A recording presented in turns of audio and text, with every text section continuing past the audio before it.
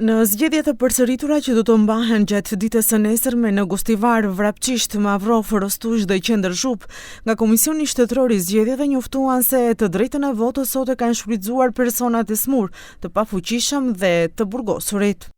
Sot votojnë personat e smur, personat e pafuqishëm dhe persona që vuajnë dënim me burg për zgjedhjet e përsëritura për kryetar të komunave Gostivar, Mavrov dhe Rostush, Vrapçisht dhe Qendër Zhup. Nga KSZ njoftojnë se sot të drejtë vote gjithsej kanë pasur 343 qytetarë për 4 komunat e Maqedonisë së Veriut. Sot votojnë 249 persona të smur dhe të pafuqishëm, më shumë se gjysma në Gostivar. Të drejtën e votës sot e shfrytëzojnë edhe 94 persona që vuajnë dënimin me burg ose paraburgim. Nga Komisioni Shtetëror i Zgjedhjeve bëjnë të ditur se gjithçka është gati për ditën e nesërme. Materialet e votimit janë në pikat e votimit. Në Gostivar të drejtë vote kanë 82.870 qytetar, prej tyre 78.185 janë banor të përhershëm të komunës, ndërsa në listën e veçantë zgjedhore për persona që jetojnë jashtë shtetit janë të regjistruar 4.604 votues.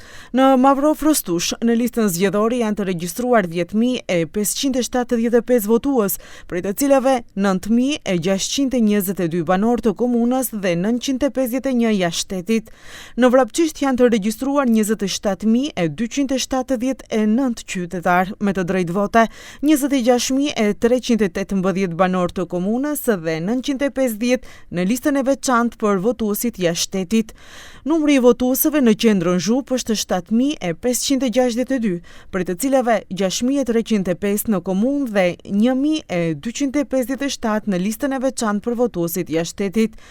Sipas nenëve 132, 132A dhe 133 të kodit zgjedhor, në zgjedhjet e përsëritura nuk kërkohet dalje prej 1/3 të votuesëve.